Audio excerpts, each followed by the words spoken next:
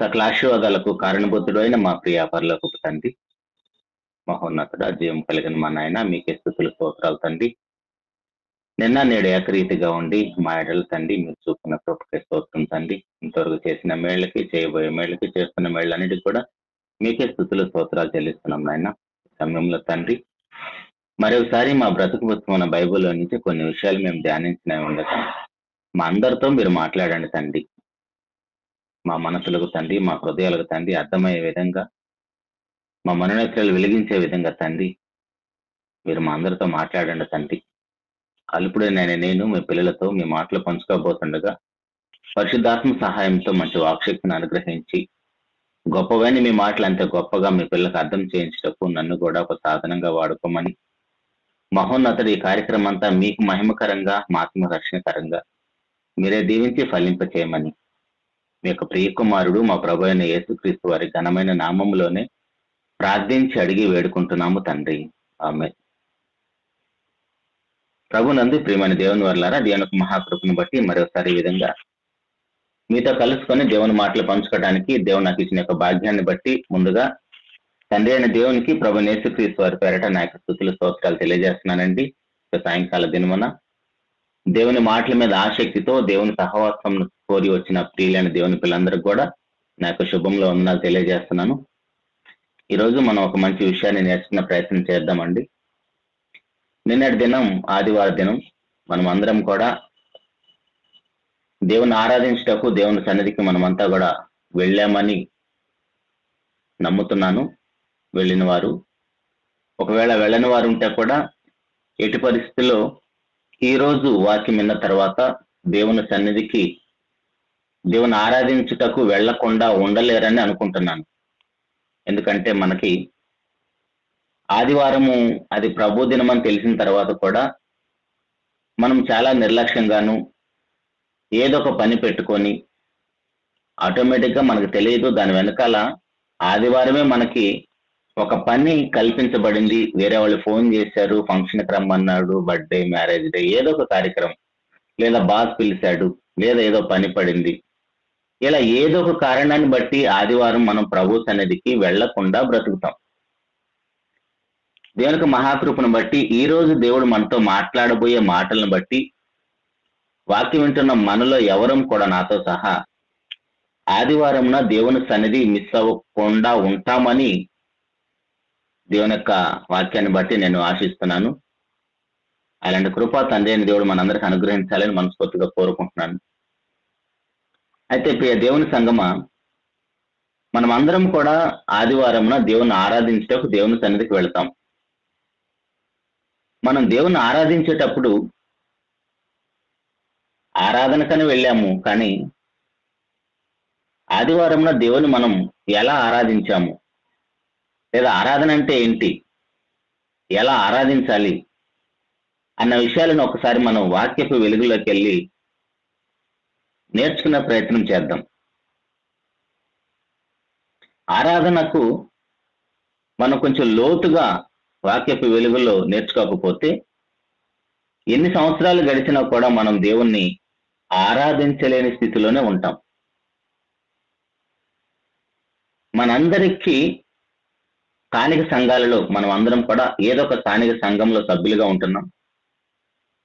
ఆ స్థానిక సంఘాలలో మనం అందరం కూడా దేవుని ప్రార్థిస్తాము, దేవునికి కృతజ్ఞతాస్తుతులు చెల్లిస్తాము, దేవుని ఆరాధిస్తాము. ఈ మూడు, ప్రార్థన, కృతజ్ఞతాస్తుతులు, ఆరాధన, ఈ మూడు ఇంచుమించు ఒకేలాగా ఉంటాయి, కానీ మూడు వేరువేరుగా ఉంటాయి. మూడిటికి దగ్గర సంబంధం ఉంటుంది, కానీ మూడు ఒకటి కాదు. మూడు ఒకటి కాదు.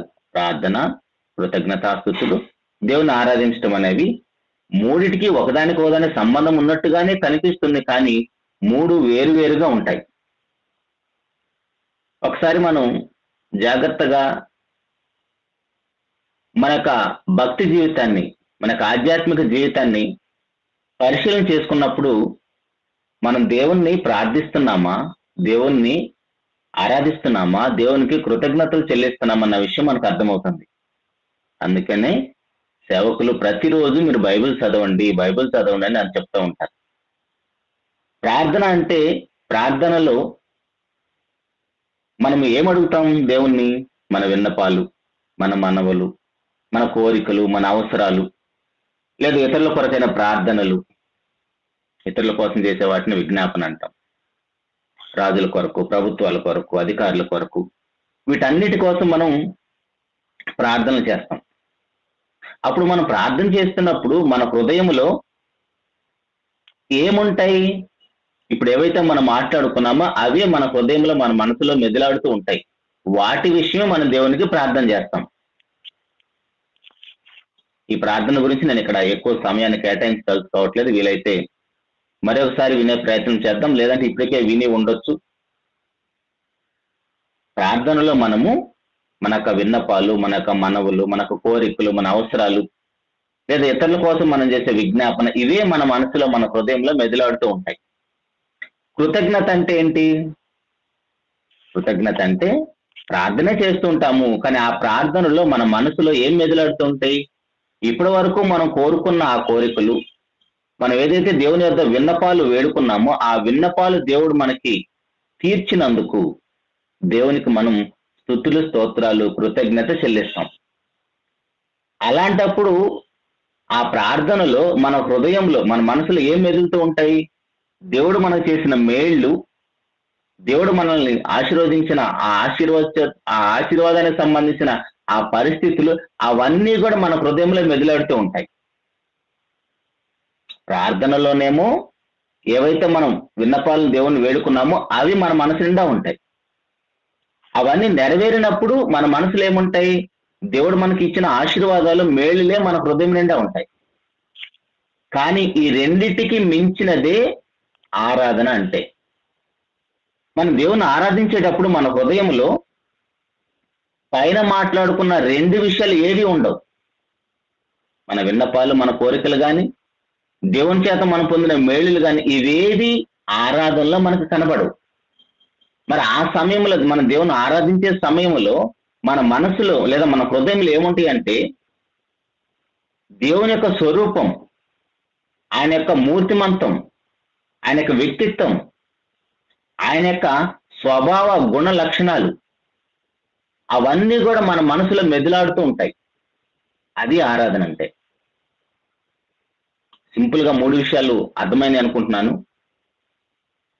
ప్రార్థనలో మన విన్నపాలు ఉంటాయి, మన మనసు నిండా అవే ఉంటాయి. మన మోకాళ్ళు వేసినప్పుడు దేవుని యొద్ద అవే ఉంటాయి. కృతజ్ఞత చెల్లించేటప్పుడు మన హృదయం నిండా, మన మనసులో ఏం మెదిలాడుతూ ఉంటాయి? దేవుడు మనకి ఏదైతే మేలు చేశాడో వాటి విషయంలో మనం దేవునికి కృతజ్ఞత చెల్లిస్తాం. అవే మన మనసు నిండా మెదిలాడుతూ ఉంటాయి. వాటినే మనం తలపోసుకుంటూ ఉంటాం. మరి ఆరాధన అంటే ఏంటంటే, పైన చెప్పిన ఈ రెండు ఏవి ఉండవు మన హృదయంలో. దేవుని యొక్క స్వరూప, ఆయన యొక్క గుణగణాలు, ఆయన యొక్క సౌందర్యం, ఆయన యొక్క విలక్షణత, ఆయన యొక్క గుణాలన్నీ కూడా, ఆయన యొక్క శక్తి సామర్థ్యాలన్నీ కూడా, దేవుడు అంటే ఎలాంటి వాడో అవే మన మనసులో మెదిలాడుతూ ఉంటాయి. దేవుడు ఏమి చేశాడు అన్నదానితో సంబంధం లేదు. దేవుడు ఎవరు అన్నదే అక్కడ మన మనసులో మెదిలాడుతూ ఉంటది. దేవుడు ఏమి చేశాడు అన్నదాంతో సంబంధం లేదు. దేవుడు ఎవరు అన్నదాంతోనే సంబంధం ఉంటది. అది ఆరాధన అంటే. అటు ప్రియ దేవుని సంగమా, నిన్న మనం దేవుని సన్నిధికి వెళ్ళేసి దేవుని ఆరాధించామా లేదా? ఒకసారి ఆలోచించేయండి. 3 విషయాలు విన్నాం. ప్రార్థన అంటే ఏంటో విన్నాం, కృతజ్ఞతాస్తుతులు చెల్లించడం అంటే ఏంటో విన్నాం, దేవుని ఆరాధించడం అంటే ఏంటో విన్నాం. ఆరాధనలో మన యొక్క విన్నపాలు, మన కోరికలు ఇవే ఉంటాయి మన మనసు నిండా. వాటినే తలపోసుకుంటూ దేవుని వేడుకుంటూ ఉంటాం. అదేవిధంగా కృతజ్ఞతాస్తుతులు ఎప్పుడు చెల్లిస్తాం? దేవుని యొద్ద మనం ఏదైతే వేడుకున్నామో, మనవి చేసుకున్నామో అవి తీరినప్పుడు దాని ద్వారా పొందిన మేళ్లు, దాని ద్వారా వచ్చిన ఆశీర్వాదాలే మనం తలపోసుకుంటూ దేవునికి కృతజ్ఞత చెల్లిస్తాం. కానీ ఆరాధన అంటే అవేవి ఉండవు. దేవుడు మనకి ఏం చేశాడన్న దాంతో, దేవుడి దగ్గర మనం కోరుకున్న కోరికలు కానీ అవేవి లేకుండా దేవుని యొక్క స్వరూప స్వభావానికి సంబంధించిన, ఆయన వ్యక్తిత్వానికి సంబంధించి, ఆయన యొక్క గుణ లక్షణాలకు సంబంధించితే మన హృదయంలో ఉంటది. అది ఆరాధన అంటే. కొన్ని విషయాలు బైబిల్లోకి వెళ్ళి మనం అర్థం చేసుకున్న ప్రయత్నం చేద్దాం. ఎందుకంటే ఈ యొక్క సార్వత్రిక సంఘములో, ప్రతి స్థానిక సంఘంలో కూడా మనం అందరం కూడా దేవుని సన్నిధికి వెళ్తాం దేవుని ఆరాధించడానికి. ఆదివారం ఇది ప్రభు దినం అని వెళ్ళిన మనము దేవుని ఆరాధిస్తున్నామా లేదన్నది ఒకసారి ఆలోచించేద్దాం. దేవుడు ఎవరు అన్నదే మన మనసులో ఉండాలి కానీ, దేవుడు ఎలాంటి వాడు అన్నదే మన మనసులో ఉండాలి కానీ, ఇంతవరకు మనం మాట్లాడుకున్న ఆ పైన చెప్పిన రెండు విషయాలు ఏవి కూడా మన మనసులో మెదిలాడకూడదు. అది ఆరాధన అంటే. అలా బైబిల్లో దేవుని ఆరాధించిన భక్తులు ఉన్నారు. వాళ్ళ జీవితాలను ఒకసారి మనం ధ్యానం చేస్తే మనం చేస్తున్నది ఆరాధన కాదన్న విషయం అర్థమవుతుంది. ఒకవేళ మనం చేస్తున్నది ఆరాధన అయితే ఓకే, వెళ్ళని గుడ్. ఒకవేళ మనం చేస్తున్నది ఆరాధన కాకపోతే నేర్చుకొని దేవుని ఆరాధిద్దాం. అందుకనే ప్రభువారు కూడా మీరు నా యొద్ద నేర్చుకోండి అంటాడు. ప్రతి విషయాన్ని కూడా నేర్చుకోకపోతే మనకి ఏది రాదు. అందుకే మనం నేర్చుకోవాలి. మనందరూ తెలిసిన భక్తులు బైబిల్లో దానియేలు గ్రంథంలో 4 భక్తులు మనకి ఎప్పుడు కనపడుతుంటారు. వారిలో షడ్రక్, మేషక్, అబేద్నెగోలు మనందరికి బాగా చిన్ననాటి నుంచి సుపరిచితమైన వ్యక్తులు.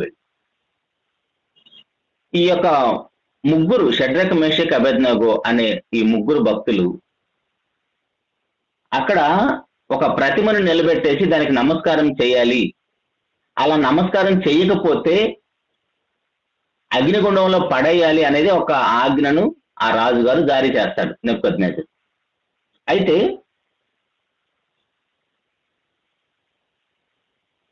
దేవుని యొక్క ప్రజలుగా వీరు ఆకాశమందును, భూమి మీదను, భూమి కింద దేని స్వరూపాన్ని కూడా మొక్కకూడదు అనేది వీరికి ఆజ్ఞ. మొట్టమొదటి ఆజ్ఞ, 10 ఆజ్ఞలను మొట్టమొదటి ఆజ్ఞ. దేని రూపానికి కూడా నమస్కారం చేయకూడదు. దేవునికి మాత్రమే నమస్కారం చేయాలి, దేవుని మాత్రమే ఆరాధించాలి, దేవునికి మాత్రమే మొక్కాలనేది వారికి ఖండితంగా చెప్పిన మొట్టమొదటి ఆజ్ఞ. దానికి వాళ్ళు ఎంత గొప్పగా చిరస వహిస్తున్నారో చూడండి. వేరే దేశంలో బానిసలుగా వెళ్ళిపోయినప్పటికీ కూడా ఆ ప్రతిమకు మొక్కనందుకు, మేము మొక్కమన్నందుకు ఆ రాజుగారి అత్యాగ్రహంతో ఏదైతే వారి కోసం అగ్నిగుండం తయారు చేయబడిందో ఆ అగ్నిగుండాన్ని మరి 7 అంతలు ఎక్కువ చేయమన్నాడు. అగ్నిగుండాన్ని మరి 7 అంతలు ఎక్కువ చేయమన్నాడు. అయితే ఆ అగ్నిగుండంలో షడ్రక్, మేషక్, అబేద్నెగోలు వేయటానికి వెళ్ళిన మనుషులు వారైతే కాలిపోయారు. ఈ ముగ్గురు మనుషులు ఎవరైతే ఆ ప్రతిమకు నమస్కారం చేయటం లేదో వారు అగ్నిగుండంలో పడవేయబడ్డారు. ఎవరి ద్వారా అగ్నిగుండంలో పడవేయబడ్డారో అగ్నిగుండంలో పడవేసిన వాళ్ళు ఆ అగ్ని జ్వాలలకు వీళ్ళు ఆహుతైపోయారు, కాలిపోయారు. ఆయన దేవునికి మహాకృపను బట్టి ఈ ముగ్గురికి ఏమీ కాలేదు. ఇదంతా మనకు తెలిసిన సందర్భం. అయితే ఒకసారి ఒక రిఫరెన్స్ చూద్దాం. దానియేలు గ్రంథము 3వ అధ్యాయము 16వ వచనంలో, దానియేలు గ్రంథం 3వ అధ్యాయం 16వ వచనంలో షడ్రక్, మేషక్, అబేద్నెగో రాజుతో ఇలాగూ చెప్పిరి. రాజుగారిని ఏమని పిలుస్తున్నారండి? సర్వసాధారణంగా బానిసలు గాని లేదా ఆ రాజు పరిపాలన కింద ఉన్న ప్రజలు కానీ రాజుగారు వస్తుంటే రాజాతి రాజా, రాజమార్తాండని రాజుగారిని గొప్పగా ఆయన బిరుదులతో పొగుడుతూ ఉంటారు. అలా కాకుండా ఏకవచనంతో రాజుగారిని పేరు పెట్టి పిలుస్తున్నారు. నెబుకద్నెజరు ఇందును గూర్చి నీకు ప్రత్యుత్తరం చింత మాకు లేదు, మేము సేవించుచున్న దేవుడు మండుచున్న వేడిమి గల ఈ అగ్నిగుండము నుండి మమ్మల్ని రక్షించుటకు ఆయన సమర్థుడు. దేవుణ్ణి ఎంత గొప్పగా వాళ్ళు కొనియాడుతున్నారో చూడండి. దేవుణ్ణి ఎంత గొప్పగా ఆరాధిస్తున్నారో చూడండి. అందుకే ఆరాధనలో మనకు కనబడాల్సింది ఏంటంటే, ఇందాక మనం మాట్లాడుకున్నట్టుగా దేవుడు మనకి ఏం చేశాడు అన్నదాంతో సంబంధం లేదు, దేవుడు ఎవరు అన్నదాంతోనే సంబంధం. మరలా చెప్తున్నాను, దేవుడు మనకి ఏం చేశాడు అన్నదాంతో సంబంధం ఉండదు ఆరాధనలో. దేవుడు ఎవరు అన్నదాంతోనే సంబంధం ఉంటుంది ఆరాధనలో. వీళ్ళు ఏమంటున్నారు? షడ్రక్, మేషక్, అబేద్నెగోలు ఈ వేడిమి గల అగ్నిగుండం నుంచి మా దేవుడు మమ్మల్ని రక్షించుటకు సమర్థుడు, మరియు నీ వశమున పడకుండా మమ్మను రక్షించును. ఒకవేళ ఆయన రక్షించకపోయినను రాజా, నీ దేవతలకు మేము పూజించమని నీవు నిలబెట్టించిన బంగారు ప్రతిమకు నమస్కరించమని తెలుసుకున్నాము. అదే అండి ఆరాధన అంటే. దేవుడు మనకి ఏదో మేలు చేస్తేనో, దేవుని దగ్గరకు వచ్చి మనకేదో ఆశ లేదా మన కోరిక ఏదో తీరితేనో దేవుని సన్నిధికి వెళ్ళటం కాదు దేవుని ఆరాధించడం అంటే. ప్రజెంట్ ఇప్పుడు సోకాళ్ళు ఎవరైతే సేవ చేస్తున్నారో సేవకులు కూడా మీకు ఆ సమస్య ఈ సమస్య లేదా మీకు ఎలాంటి సమస్యలు ఉన్నా సరే రండి మేము తీర్చేస్తామని బోర్డులు పెట్టేసుకుంటున్నారు సంఘాలు ఎదుట. అలాంటి వారు ఎవరు కూడా దేవుని ఆరాధించలేరు, సేవకునితో సహా. మొహమాటం లేకుండా చెప్తున్నాను ఈ విషయాన్ని. దేవుని ఆరాధించడం అంటే, దేవునికి ఆరాధించేవారు ఎలాంటి వారంటే, దేవుడు మనకి ఏదో చేస్తేనే దేవుని ఆరాధించడం కాదు, దేవుడు ఎవరు అన్నదాంతోనే ఆరాధన బేసే ఉంటది. ఇక్కడ షడ్రక్ మేషక్ అబేద్నెగోలు దేవుని ఎలా ఆరాధిస్తున్నారు? మా దేవుడు నీ వశమున పడకుండా మమ్మల్ని కాపాడగలడు, అలాంటి సమర్థుడు మా దేవుడు, మేము సేవిస్తున్న దేవుడు అంత గొప్పవాడు. అట్ ద సేమ్ టైం నువ్వు ఏదైతే ప్రతిమకు మమ్మల్ని నమస్కరించమని వేడుకుంటున్నావో లేదా మమ్మల్ని బలవంతం చేస్తున్నామో దానికి మాత్రం మేము నమస్కారం చేయం. ఎందుకంటే మా దేవుడు రక్షించగలడు, ఒకవేళ రక్షించకపోయినా సరే. చూడండి వాళ్ళ కమిట్మెంట్ ఎలా ఉందో. మా దేవుడు రక్షింపగలడు, ఆ సమర్థుడు ఆయన, నీ వశమున పడకుండా కాపాడగలడు. కానీ మా దేవుడు ఒకవేళ రక్షించకపోయినా మేము ఇలా అగ్నిగుండం ఆగు తాగి చనిపోవాలని ఒకవేళ దేవుని చిత్తం అయితే మేము దానికి కూడా సిద్ధమే, కానీ నీకు మాత్రం నమస్కారం చేయను. కానీ మా దేవుడు ఎలాంటి వాడు? ఎలా చెప్తారండి? వాళ్ళు ప్రాణాలు పోతున్న స్థితిలో ఉన్నా సరే ఆల్రెడీ రాజు ఆజ్ఞను మీరితేనే తలలు తీసేస్తాడు. అట్లాంటిది రాజుగారిని ఏకవచనంతో పిలుస్తూ ఆ దేవునికి గొప్పతనం, వాళ్ళు ఏ దేవుడిని అయితే సేవిస్తున్నారో ఆ దేవుడు ఎంత గొప్ప వాళ్ళు చెప్తున్నారు. చూడండి, అది ఆరాధన అంటే. అంటే ప్రియ దేవుని సంగమా, దేవుని మనం ఆరాధించేటప్పుడు దేవుని యొక్క వ్యక్తిత్వమే, దేవుని యొక్క గుణ లక్షణాలే మన మనసులో మెదలాలే. కానీ దేవుడు మనకి ఏదో చేస్తేనే దేవుని సన్నిధికి వస్తాను. సేవకులు అయితే బతిమలాడుతూ ఉంటారు. గాంధీ అని కూడా ఫోన్ చేసి అందరిని బ్రతిమలాడుతూ ఉంటారు, రాండి దేవుని సన్నిధికి రాండి అని బ్రతిమలాడుతూ ఉంటాడు. ఎందుకు అలాంటి పరిస్థితి అంటే దేవుడు ఎవరో మనకి తెలియలేదు. దేవుడు ఎవరో మనకి తెలిస్తే అసలు మనల్ని ఎవరు పిలవాల్సిన అవసరం లేదు, మనమే పరిగెత్తుకుంటా వెతుక్కుంటూ వెళ్ళిపోతాం. ఇప్పుడు సినిమా హీరోలు ఉన్నారండి, ఆ సినిమా హీరోలు ఈ ఫ్యాన్స్ కి, ఎవరైతే ఫ్యాన్స్ ఉన్నారో ఆ ఫ్యాన్స్ కి సినిమా హీరోలు ఏమీ చేయరు. మీరు చూడండి, సినిమా హీరోలు ఫ్యాన్స్ కి ఏమీ చేయరు, వాళ్ళని ఆరాధిస్తారు, గుడులు కడతారు, రక్తదానాలు చేస్తారు, వారి కోసం ప్రాణాలు కూడా అర్పిస్తారు. అది ఆరాధన అంటే. వారి ద్వారా ఎలాంటి మేలు పొందకపోయినా సరే చేసేదాన్ని ఆరాధన అంటారు. అలాగనే స్పోర్ట్స్ స్టార్స్ కూడా ఉంటారు, క్రికెటర్స్ కానీ ఏ స్పోర్ట్ అయినా కావచ్చు.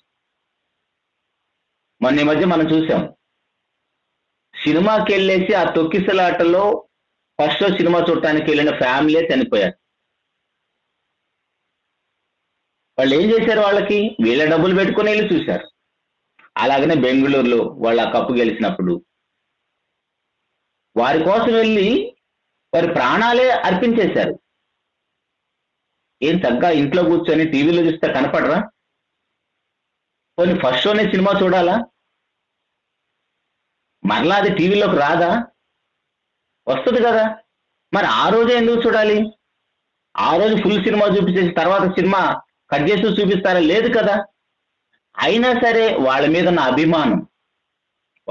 అభిమానం వాళ్ళు ఏం చేస్తుందంటే వారి ప్రాణాలు కూడా తీసేస్తుంది. అది ఆరాధన అంటే.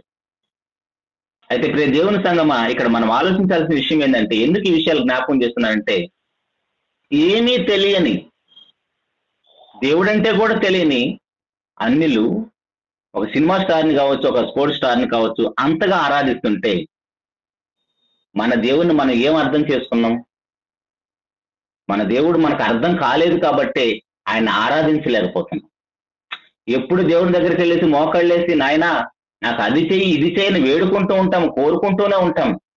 లేదు మా పిల్లలకి అలా ఉంది, మా భార్యకి ఇలా ఉంది, మా భర్తకి ఇలా ఉంది, పిల్లలకు ఉద్యోగాలు లేదు, పెళ్లిళ్ళు లేదు, ఇలా అన్ని వేడుకుంటామే కానీ అవన్నీ తీరుస్తారు. అవన్నీ తీర్చినందుకు దేవుడిని మళ్ళీ కృతజ్ఞతలు చెల్లిస్తామే కానీ ఇక్కడ ఆరాధన ఎక్కడుంది?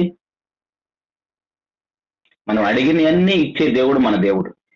మన ప్రతి అవసరాన్ని తన కృపలో తీరుస్తున్నాడు. అంత గొప్ప దేవుడు మన దేవుడు.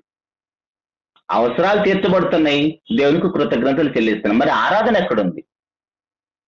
ఆరాధనలో దేవుని మనం ఆరాధించేటప్పుడు ఇవేవి ఉండవు మన మనసు నిండా. దేవుని ఏం తలపోసుకుంటామంటే దేవుడు ఎవరై ఉన్నాడు, దేవుడు ఎవరై ఉన్నాడు అదే మన మనసులో ఉంటే అదే ఆరాధన అంటే. ఇక్కడ షడ్రక్ మేషక్ అభ్యర్థనకు వచ్చేసింది అదే.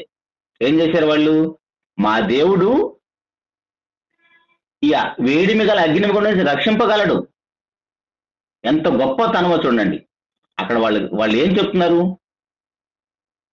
ఆయన యొక్క ఔన్నత్యం ఏమిటో చెప్తున్నారు, ఆయన యొక్క గొప్పతనం ఏంటో చెప్తున్నారు, ఆయన యొక్క విలక్షణత ఏంటో చెప్తున్నారు, ఆయన యొక్క ప్రత్యేకత ఏంటో చెప్తున్నారు, ఆయన సౌందర్యం ఏమిటో, ఆయన సౌశల్యం ఏంటో చెప్తున్నారు. అదేంటి దేవుణ్ణి ఆరాధించే పద్ధతి అంటే. అది ఒక్కసారి తెలుసుకున్న తర్వాత ఆయన ఆరాధించకుండా మనం ఉండలేం.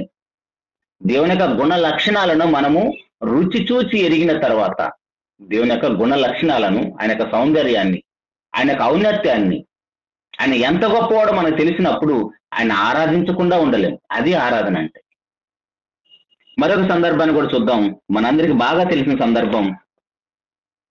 అబ్రహాం గారిని దేవుడు పిలుస్తాడండి.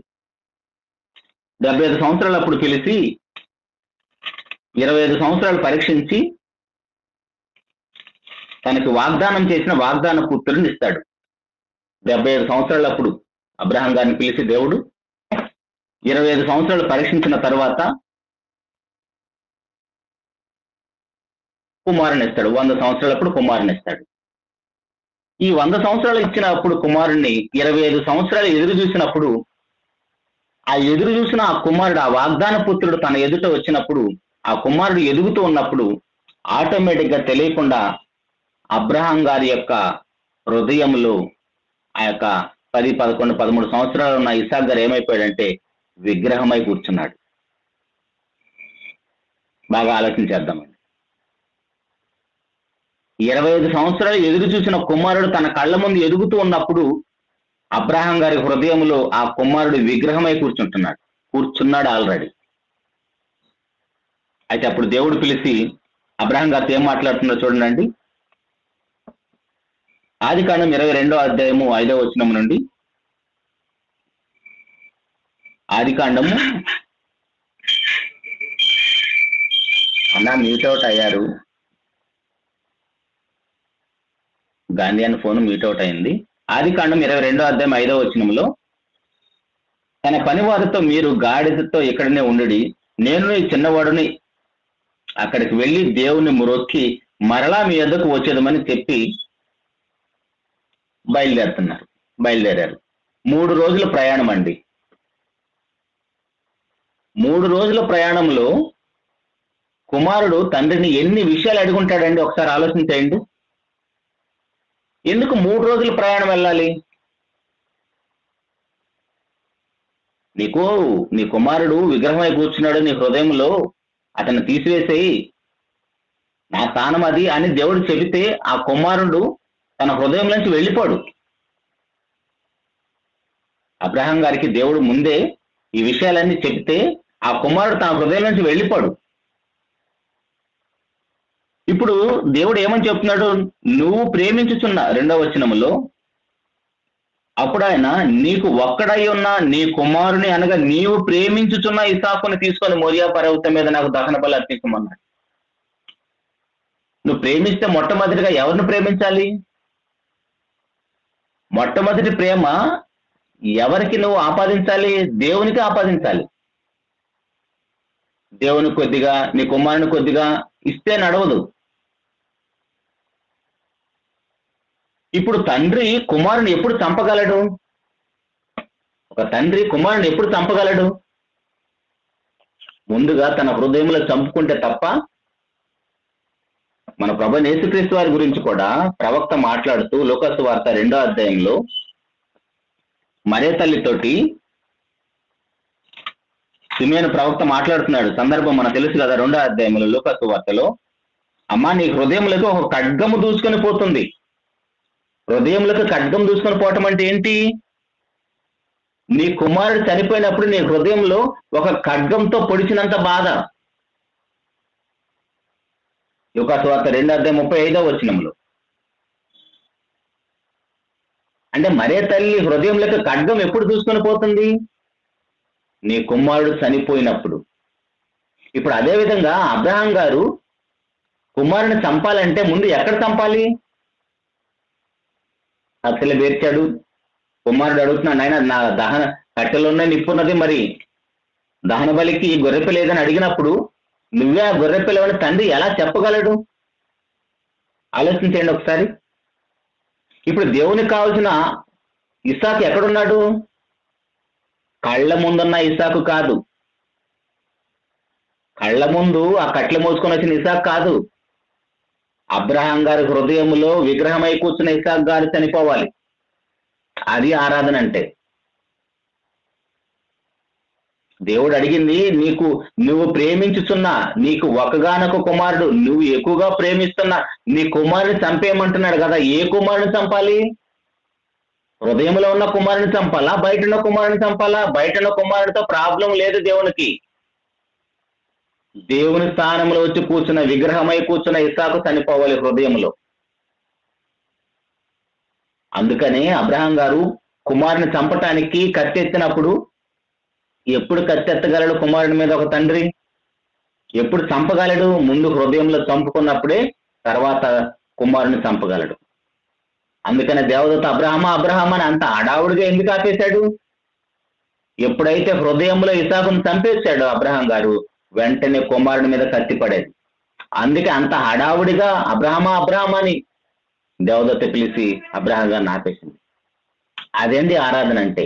అంటే దేవుని స్థానంలో ఏది ఉండకూడదు, దేవుడే ఉండాలి.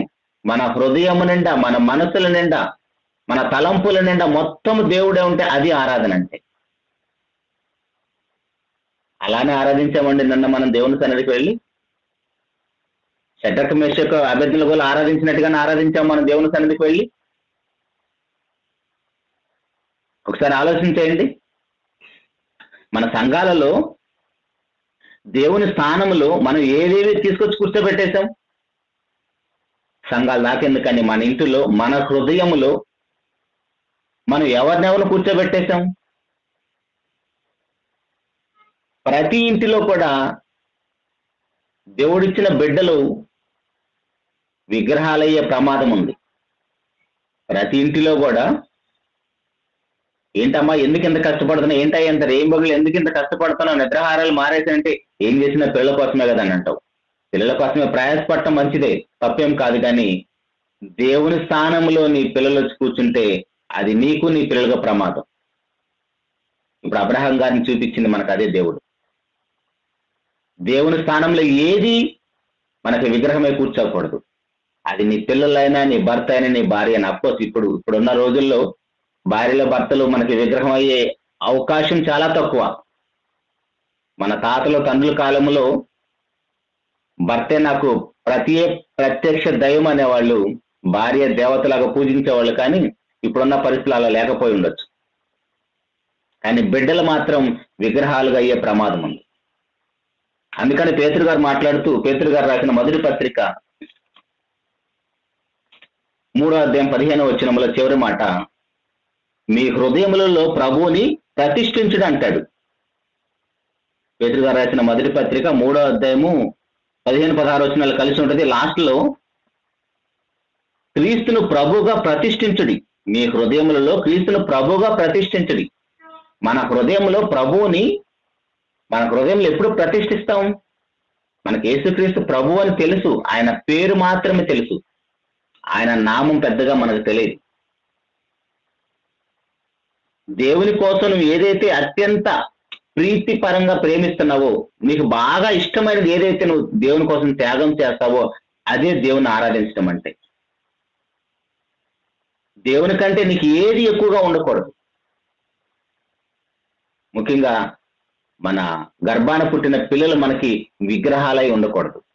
అదండి ఆరాధన అంటే. అందుకని ఇశ్రాయేల్ జనాంగంతో దేవుడు మాట్లాడుతూ, మీరు నన్ను ఎలా ఆరాధించమని చెప్పాడు?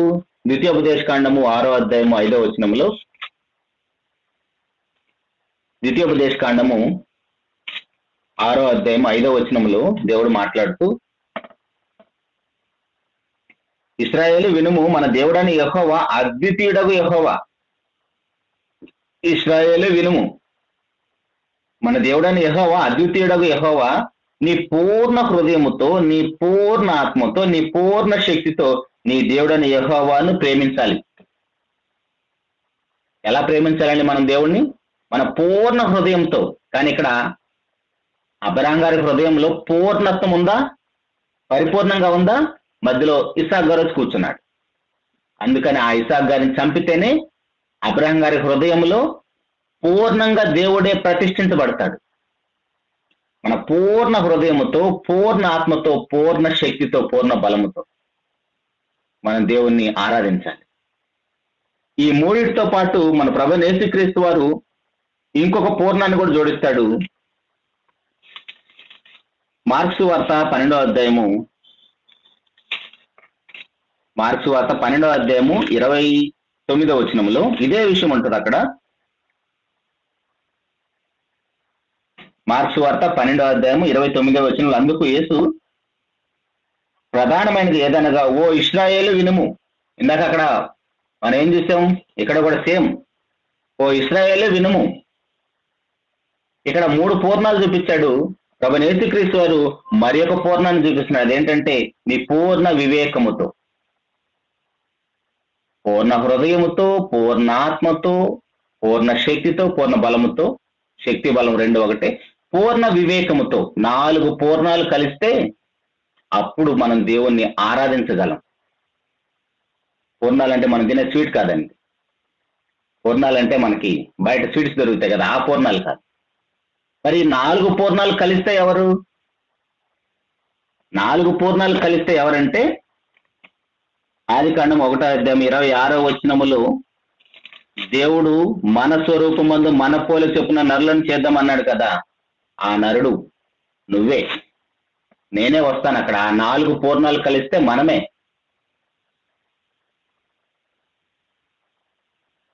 ఆదికాండం 1వ అధ్యాయం 26వ వచనంలో దేవుడు మాట్లాడుతాను, మన స్వరూపమందు మన పోలిక చొప్పున నరులను చేయదము. నరులను చేసినప్పుడు దేవుడు ఎలా చేశాడు మనల్ని?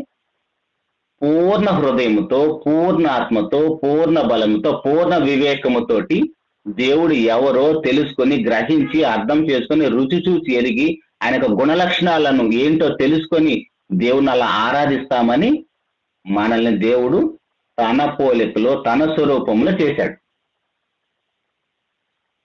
ఇప్పుడు ఆ పూర్ణత్వం అనేది ఎక్కడుందండి అసలు మనకి? ఆ పూర్ణత్వం అనేది ఉందా అసలు మనకి? మన హృదయం నిండా దేవుణ్ణి ప్రతిష్ఠించుకున్నామా?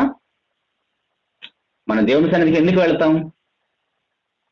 లోకంలో ఉన్న విగ్రహాలు మనకి, వారు చాలా నిజంగా అన్యులు చాలా ధనులు అనుకోవాలి.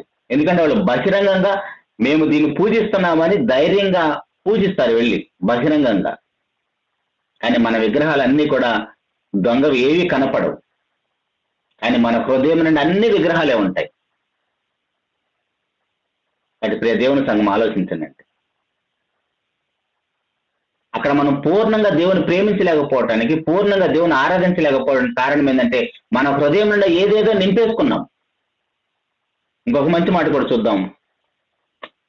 ప్రకటన గ్రంథం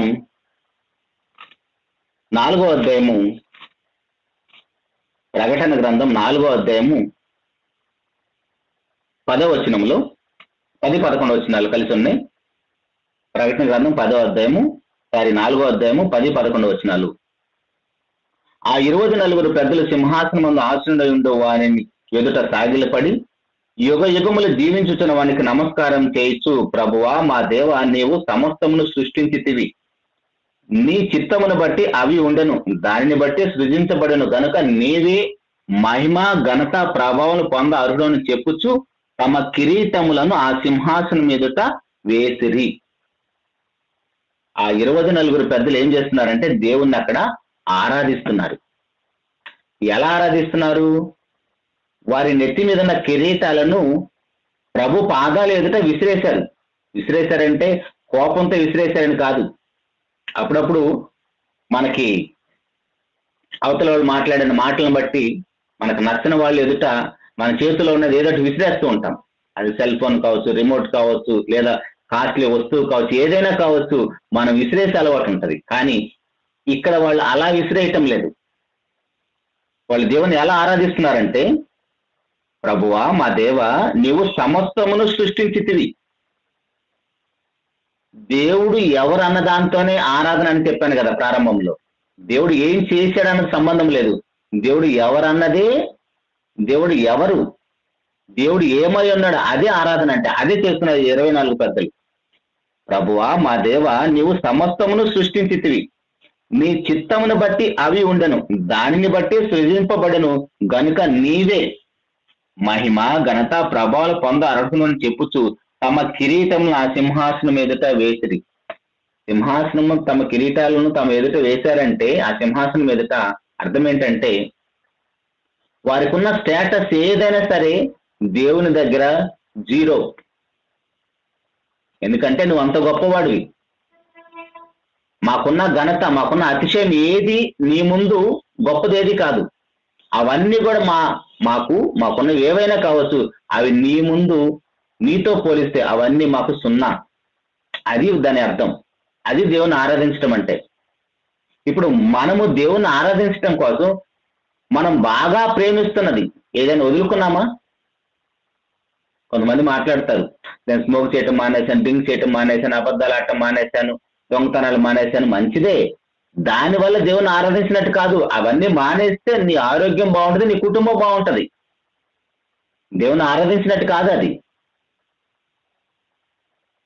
దేవుని ఆరాధించటం అంటే దేవుడు ఏమై ఉన్నాడో ఇందాక మనం మాట్లాడుకున్నాం. పూర్ణ హృదయం, పూర్ణ ఆత్మతో, పూర్ణ బలముతో, పూర్ణ శక్తితో, పూర్ణ వివేకముతో. వివేకం అంటే మంచి చెడు లేదో తెలుసు.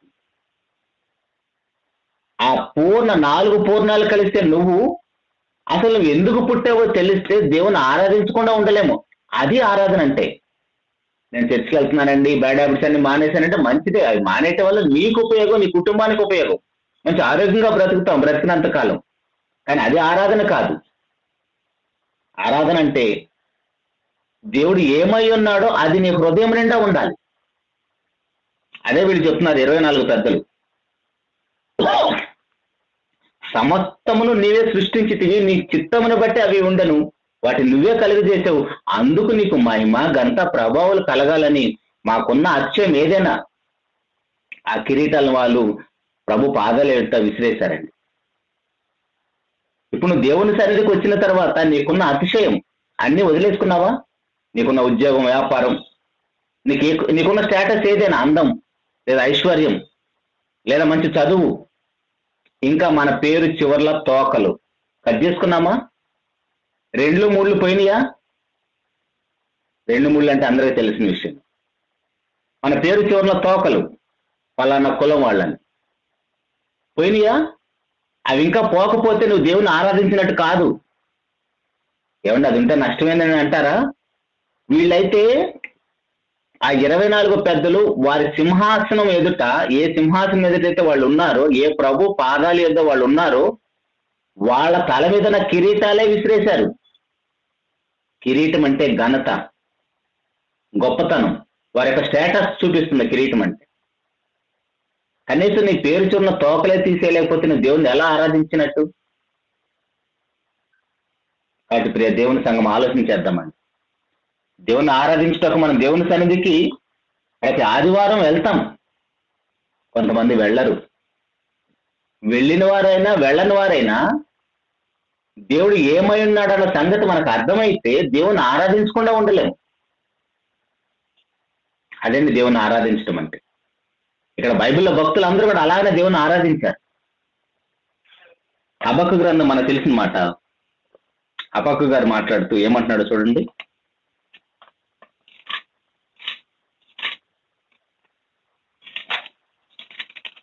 హబక్కు గారు కూడా దేవుని ఎలా ఆరాధిస్తున్నారు? పంటలు పండినా, పండకపోయినా, శాలలో పశువులు లేకపోయినా, ఇవేవి లేకపోయినా పర్వాలేదు, దేవుడు ఉంటే చాలు. ఏమి లేకపోయినా పర్వాలేదు, దేవుడు ఉంటే చాలు. అదండి ఆరాధన అంటే. కానీ ఆ స్థితికి మనం వెళ్ళగలుగుతున్నామా లేదన్నది ఒకసారి మనం ఆలోచన చేయాలి. అలా దేవుణ్ణి ఆరాధించటానికి దేవుని సన్నిధికి వెళ్ళి మనం ప్రార్థనలు, కృతజ్ఞతాస్తుతులు చెల్లించి వస్తే దేవుని ఆరాధించినట్టు కాదు అంటున్నాను. ప్రార్థన, విజ్ఞాపన ఇవన్నీ కూడా సేమ్ ఒకేలాగా ఉంటాయి, కాదంటలేదు. కానీ మూడు వేరువేరుగా ఉన్నాయి. హబక్కు గ్రంథం 3వ అధ్యాయము 17వ వచనం నుంచి ఒకసారి చూసినట్లయితే, అంజూరపు చెట్లు పూయకుండినను, ద్రాక్ష చెట్లు ఫలించకపోయినను, ఒలీవ చెట్లు కాపు లేకుండాను, చేనులోని పైరు పంటకు రాకపోయినను, గొర్రెల దొడ్లో లేకపోయినను, శాలలో పశువులు లేకపోయినను, నేను యెహోవాయందు ఆనందించేదను. ఎలా వచ్చిందండి ఇలాంటి ఆనందం? ఒకసారి ఆలోచించండి.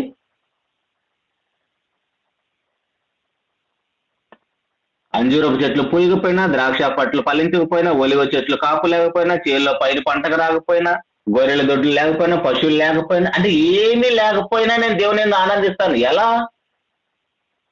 ఎలా ఆనందించగలుగుతాం? దేవుడు ఏమై ఉన్నాడో అన్న సంగతి మనకు అర్థమైతే, దేవుని రుచి చూచి ఎరిగితే, దేవుని మనం అర్థం చేసుకుంటే, ఆయన గుణ లక్షణాలు మనకు అర్థమైపోతే అప్పుడు ఆనందిస్తాం దేవుని యందు. అది ఆరాధన అంటే.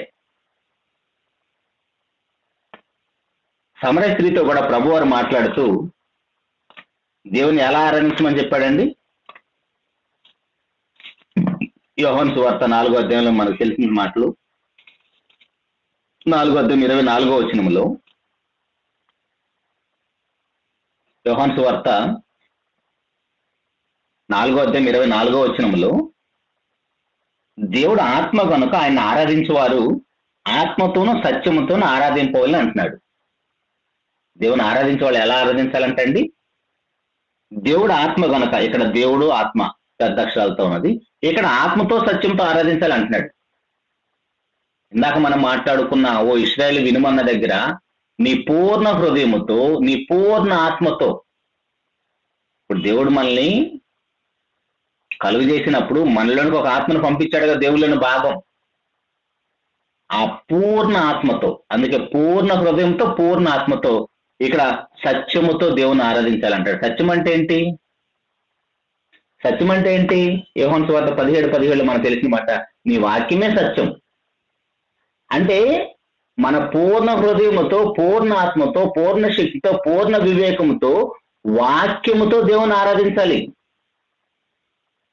ఈ 4 పూర్ణాలు కలిస్తే మనమైతే దేవుడు మనకు అర్థమైపోయినట్టే. దాంతో పాటు సత్యమైన వాక్యము, దేవుడు ఏమై ఉన్నాడో మనకు తెలియజేసేది. ఎందుకంటే దేవుడు అనంతుడు, మనము పరిమితులం. దేవుడు మహాకాశాలకు పైన ఉన్నాడు, మనము నరమాత్రులం, భూమి మీద ఉన్నాం. ఆయన స్వరూపంలో చేయబడినప్పటికీ ఆయన గుణ లక్షణాలన్నీ మనం కోల్పోయాం. అందుకే కీర్తనకారుడు మాట్లాడుతూ 8వ అధ్యాయంలో, నువ్వు నరపుత్రుని జ్ఞాపకం చేసుకుంటే వాడు ఏ పాటి వాడు అంటాడు. కీర్తన గ్రంథం 8వ అధ్యాయం 4వ వచనంలో, నీవు మనుషుని జ్ఞాపకం చేసుకుంటే వాడు ఏ పాటి వాడు, నీవు నరపుత్రుని దర్శించటకు వాడు ఏ పాటి వాడు. ఎందుకంటే నువ్వు కలుగు చేసిన చంద్ర నక్షత్రం నేను చూడగా దీని యొక్క శక్తి సామర్థ్యాలు ఏంటో తెలిసినప్పుడు అసలు నేను ఏ పాటి వాడిని ఆయన నన్ను జ్ఞాపకం చేసుకోవటానికి అంటున్నాడు.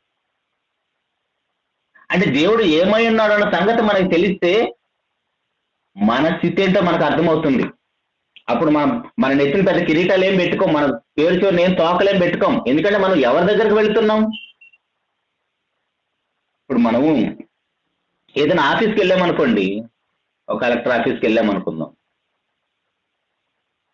ఆటోమేటిక్గా తెలియకుండానే చేతులు కట్టేసుకుంటాం. కుర్చీ ఉంది కదా నిలిచి కూర్చుంటామా? ఆ ఆఫీసర్ కూర్చోమంటేనే పర్వాలేదు సరే నిలబడతాం చేతులు కట్టుకొని. మరి లేదు పల్లెటూరు నుంచి ఎవరైనా వచ్చారనుకోండి, ప్యాంట్లు అలవాటు లేని వాళ్ళు లుంగి కట్టుకొని వచ్చారనుకోండి, బయట లుంగి పైకి ఎగ్గట్టుకొని వస్తారు. కానీ ఎప్పుడైతే ఆఫీసులో అడుగు పెడతారో ఆటోమేటిక్గా తెలియకుండానే లుంగి కిందకి విడిచి చేతులు కట్టుకొని నిలబడతారు. అంటే అర్థం ఏంటి? ఆ స్థానానికి ఇచ్చే రెస్పెక్ట్ అది, ఆ స్థానానికి ఉన్న విలువ అది. మరి మనం దేవుని సన్నిధికి వెళ్ళామంటే ఆ దేవుని సన్నిధి, ఆ యొక్క సంఘం ఏంటిది? పరలోకపు సంఘం అది, పరలోక రాజ్యం అది. పరలోక రాజ్యానికి ఒక నమూనా సంఘం అంటే. ఆ సంఘంలోకి వచ్చిన తర్వాత కూడా నేను అది ఇది అంటున్నామంటే అర్థం ఏంటి? నువ్వు ఎక్కడికి వచ్చావో, ఎవరి దగ్గరకు వచ్చావో అన్న సంగతి మనం గుర్తించలేదని అర్థం. అప్పుడు ఆరాధన భావం ఎలా వస్తుంది?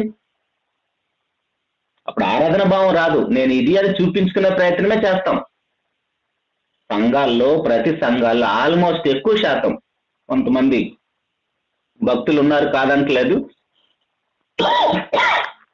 ఎక్కువ శాతం సంఘంలో సేవకుడు అంటేనే పనివాడని అర్థం. సేవకులే బాసుల్లాగా తయారైపోయారు, సంఘాలను ఏలుతున్నారు. దేవుడేమో మనుషులను కలుగజేసినప్పుడు విశ్వచక్రాన్ని ఏలమని చెప్పాడు. ఎందుకంటే మన దేవుడు ఏలువాడు, పరిపాలకుడు, రాజు. మన దేవుడే ఏలేవాడైతే తన బిడ్డలు కూడా ఏలమని చెప్పాడు. దేన్ని ఏలమని చెప్పాడు? విశ్వచక్రాన్ని ఏలమని చెప్పాడు. జంతువుల్ని, పశువుల్ని, పురుగుల్ని అన్నిటిని ఏలమని చెప్పాడు. కానీ ఇప్పుడున్న సేవకులు వేటిని ఏళ్తున్నారు? సంఘాలను వెళ్తున్నారు. సంఘంలో నువ్వు సేవకుడువా, బాసువా? దేవుని పని చేయడానికి ఏర్పరచబడిన ఒక దాసుడువు నువ్వు. దాసుడు ఎప్పుడు బాస్ కాలేడు కదా. మరి దాసుడు కాస్త బాస్ అయ్యాడంటే ఇప్పుడు ఆ సేవకుడు కూడా దేవుని ఆరాధించలేడు. సేవకుడే దేవుని ఆరాధించలేనప్పుడు మరి విశ్వాసుల పరిస్థితి ఏంటి? విశ్వాసుల హృదయాల్లో సేవకుడే బాస్ అయి కూర్చున్నాడు. అందరి విశ్వాసుల హృదయాల్లో సేవకుడు ఒక విగ్రహమై కూర్చున్నాడు. మా అన్న, మా సేవకుడు, మా బాసు, లేదు మా దైవజనుడు, మా అయ్యగారు. ఎవరు వీళ్ళందరూ? దాసులు కాదా? పనులు కాదా దేవునికి?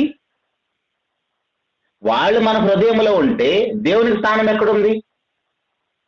అప్పుడు ఆరాధన భావం ఎలా వస్తుంది? ఎవరి మీద ఆరాధన వస్తుంది? ఎవరైతే మన హృదయంలో కూర్చుంటారో వాళ్ళనే ఆరాధిస్తాం.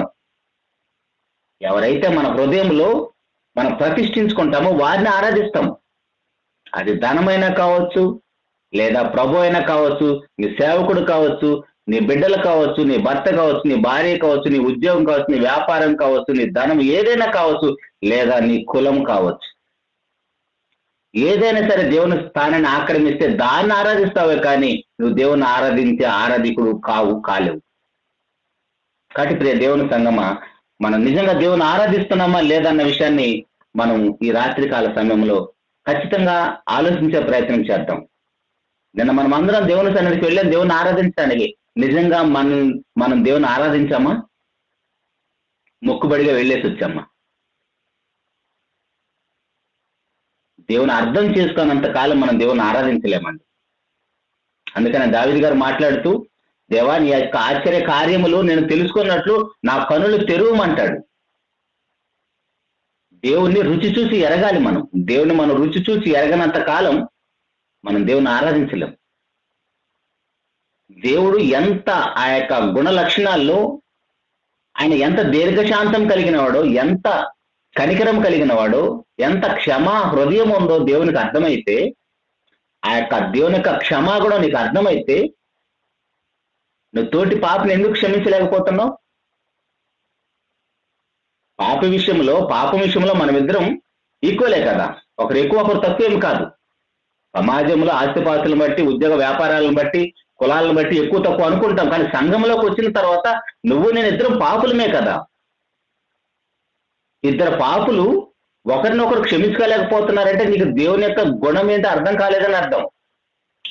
దేవుని యొక్క సుగుణం నీకు అర్థమైపోతే ఖచ్చితంగా నువ్వు ఎవరినైనా క్షమిస్తావు. అది రుచి చూసి ఎరగటం అంటే.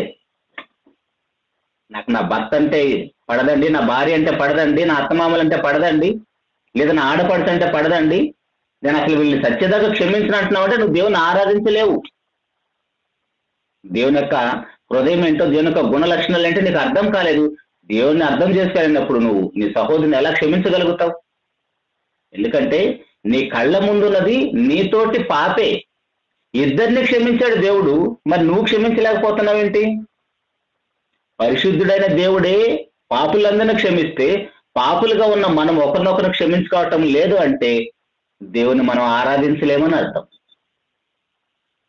అర్థమవుతుందండి? దేవుని యొక్క స్వరూప సుగుణాలు ఎలా ఉన్నాయో అలాంటి లక్షణాలతో నిన్ను నన్ను కలిగజేశాడు. అదే 4 పూర్ణాలు ఇందాక మనం చూసాం. 1:26 ఆదికాండంలో ఆ 4 పూర్ణాలతోనే దేవుడు మనల్ని కలిగజేశాడు. పూర్ణ హృదయం, పూర్ణ ఆత్మ, పూర్ణ శక్తి, పూర్ణ వివేకం. ఆయన 4 పూర్ణాలు మనలో ఉంటే మన కళ్ళ ముందు ఎలాంటి వారినా క్షమిస్తాం, మన హృదయంలో దేవుడిని ప్రతిష్ఠించుకున్నాం కాబట్టి ఖచ్చితంగా దేవుని ఆరాధించకుండా ఉండలేం. ఇది ప్రభు దినం కాబట్టి మనకి పని, ఉద్యోగం, వ్యాపారం, హెల్త్ ప్రాబ్లం కూడా అడ్డు రాదండి. మనకి బాగా హెల్త్ ప్రాబ్లం వచ్చిందండి, హాస్పిటల్కి వెళ్తాం కదా ఎంత దూరమైనా సరే. మరి ఆదివారం దేవుని సన్నిధికి వెళ్ళలేకపోతున్నాం అంటే అర్థం ఏంటి? నాకు బాగలేదని ఇంట్లో పండుకుంటాం. హాస్పిటల్కి అయితే ఎంత దూరం నడిచైనా వెళ్తావు, బండి మీద, కారులో, బస్సులో, ట్రైన్లో వెళ్తావు, ఫ్లైట్ ఎక్కైనా వెళ్తావు. మరి ఆదివారం దేవుని సన్నిధికి వెళ్ళి దేవుని ఆరాధించడానికి వెళ్ళలేకపోతున్నామంటే నీకు దేవుడు అర్థం కాలేదని అర్థం. మోషే గారు తన ఎదుట నడిచిపోతుంటేనే దేవుడు నడిచిపోతుంటేనే దేవుడిని ఎంత గొప్పగా అర్థం చేసుకున్నాడండి. ఈ మాట చూసుకొని ముగించుకుందాం. 34వ అధ్యాయము నిర్గమాకాండంలో దేవుడిని అలా అర్థం చేసుకున్నారు కాబట్టి దేవుని కోసం వాళ్ళు హతసాక్షులు అయిపోయారండి. మాకు ఇంకేం అవసరం లేదు, మాకు దేవుడు ఉంటే చాలు. ఎలా స్థాయికి వచ్చారంటే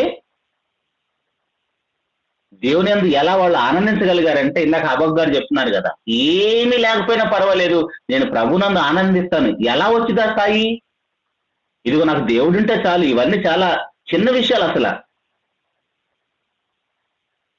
నిర్గమాకాండం 34వ అధ్యాయము 6వ వచనములో అతని ఎదుట యెహోవా అతన్ని దాటి వెళ్ళుచు, నేను దాటి వెళ్తుంటేనే మోషే గారికి దేవుడు అంటే ఏంటో అర్థమైపోయిందండి. ఏమని చెప్తున్నాడు? యెహోవా కనికరము, దయ, దీర్ఘశాంతము, విస్తారమైన కృపా సత్యములు గల దేవుడని యెహోవా ఆయన 1000 మందికి కృప చూపుచు దోషమును, అపరాధమును, పాపమును క్షమిస్తాడు. ఆ బిడ్డవే నువ్వు నేను, ఆయన బిడ్డలమే మనం. ఆయన స్వరూప సుగుణాలతోని, ఆయన సౌందర్యంతో, ఆయన గుణ లక్షణాలతోటే నిన్ను నన్ను చేశాడు. నీ తండ్రికి ఎలాంటి లక్షణాలు ఉన్నాయి, అలాంటి లక్షణాలు మనలో ఉండాలి. అవి భూలోకంలో అందరికీ చూపిస్తావని తయారు చేశాడు మనల్ని, భూలోకానికి పంపించాడు. మనం ఏం చూపిస్తున్నాం? భూలోకానికి వచ్చి ఏ తండ్రిని చూపిస్తున్నాం? ప్రతిసారి మనం చదువుకుంటాం, యోహాను సువార్త 8వ అధ్యాయము 44వ వచనంలో, ఇలాంటి సౌందర్యం కలిగిన దేవుడు కాదు నా దేవుడు. నా దేవుడు ఎవరంటే, యోహాను సువార్త 8వ అధ్యాయం 44వ వచనంలో, మీరు మీ తండ్రి యొక్క అపవాది సంబంధులు, మీ తండ్రి దురాశలు నెరవేర్చుకోరుస్తున్నారు, అందుకనే నీ అన్నదో తమ్ముడిదో ఆశ లాగేసుకుంటున్నావు. నీకు ఇచ్చిందంతా సరిపోవట్లేదు, దురాశ. నీకు లేనిది కూడా కావాలనుకున్నావు, నువ్వు కష్టపడకుండా కూడా అవతల వాళ్ళు తీసేసుకోవాలనుకుంటున్నావు. అలాంటి దురాశ ఎవరిది? ఇదిగో వీడి పిల్లలే అలా చేస్తారు. మీరు మీ తండ్రి యొక్క అపవాది సంబంధులు, మీ తండ్రి దురాశను నెరవేర్చుకోరుచున్నారు. ఆది నుండి వాడు నరహంతకుడు నుండి సత్యమందు నిలిచిన వాడు కాడు. ఆల్రెడీ దేవుడు ఏం చెప్తున్నాడు? ఇందాక మనం చదువుకున్న 4వ అధ్యాయంలో, మీరు ఆత్మతో సత్యముతో దేవుని ఆరాధించాలని చెప్తున్నాడు. కానీ వీళ్ళేం చేస్తారు? సత్యం అంటేనే నచ్చదు వాళ్ళకి. కయ్యోను గారు వెళ్ళిపోయినట్టుగా దేవుని సన్నిధి వద్దనుకుని వెళ్ళిపోయాడు కయ్యోను గారు. అలాగనే మనము దేవుని సన్నిధి వద్దనుకున్న సత్యమందు నిలవటమే ఇష్టం ఉండదు. సత్యమందు నిలిచిన వాడు కాడు, వాడి యందు సత్యమే లేదు. వాడు అబద్ధం ఆడినప్పుడు తన స్వభావం అనుసరించే మాట్లాడతాడు. వీడా మనకు తండ్రి? తన స్వభావానికి వ్యతిరేకంగా ఏమి చెయ్యని పరిశుద్ధ దేవుడా మన తండ్రి. మన దేవుడైతే తన స్వభావానికి వ్యతిరేకంగా ఏమి చేయడంట. మరి మనం మన స్వభావానికి వ్యతిరేకంగా చేస్తున్నామంటే దేవుని ఎలా ఆరాధించగలుగుతాం? నీ ఆరాధన దేవుడు అంగీకరించడు. నువ్వేమనుకుంటావంటే, నేను ప్రార్థన చేశాను, పాటలు పాడాను, కానుకలు ఇచ్చాను, ప్రభు వల్ల చేయవేశాను, నేను దేవుని ఆరాధించి వచ్చేసాను అనుకుంటున్నావు. నువ్వు అనుకుంటే సరిపోదు. ఇదిగో ఒకసారి స్కానింగ్ మిషన్ అని బైబిల్లో నీ జీవితాన్ని పెట్టి చూడు. జీవితాన్ని మనం ఒక స్కానింగ్ మిషన్ లో పెట్టి చూస్తే, బైబిల్ అనే స్కానింగ్ మిషన్ లో మన జీవితం రిపోర్ట్ ఇస్తుంది, నువ్వు దేవుని ఆరాధించవో లేదో. అంటే ప్రియ దేవుని సంగమా, విన్నా కొద్ది మాటలైనా మన హృదయంలో భద్రపరుచుకొని దేవుని గొప్పగా ఆరాధించే వారిగా బ్రతుకుతాం. నిన్నే మన సహోదరుల కన్నా చనిపోయారు. ఆయన మాట్లాడిన మాట ఒక్క మాట జ్ఞాపకం చేస్తాను. ఆయనకి 30 సంవత్సరాల నుంచి క్యాన్సర్తో బాధపడుతున్నాడంట. ఆయన అన్నమాట, నువ్వు నా కోసం ప్రాణమే ఇచ్చావయ్యా, నేను నిన్నేం అడగగలను అంటున్నాడు. నీకోసం ప్రాణం పెట్టిన ఆ ప్రేమ ముందు ఇంకేం అడుగుతాం మనం ఆయన దగ్గరికి వెళ్ళేసి? అది కదా ఆరాధన అంటే. అన్నగారు వెళ్ళిపోయారు కాబట్టి ఇప్పుడు ఆయన గురించి మనం మాట్లాడుకోవచ్చు. అటు ప్రియ దేవుని సంఘం ఆలోచించేద్దామండి.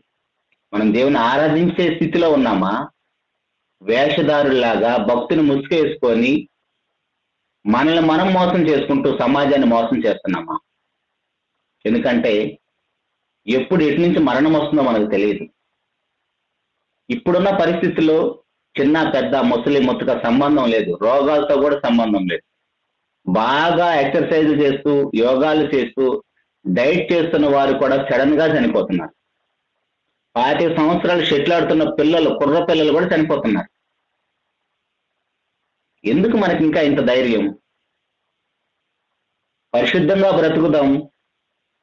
దేవుడు చెప్పినట్టుగా పూర్ణ హృదయంతో, పూర్ణ బలముతో, పూర్ణ శక్తితో, పూర్ణ ఆత్మతో, పూర్ణ వివేకంతో మన దేవుని ఆరాధిద్దాం. దేవుని రుచి చూసి ఎరుగుదాం. అలాంటి కృప తండ్రి అయిన దేవుడు మనందరికీ అనుగ్రహించాలని మనస్ఫూర్తిగా కోరుకుంటూ నా మాటలు ముగిస్తున్నానండి.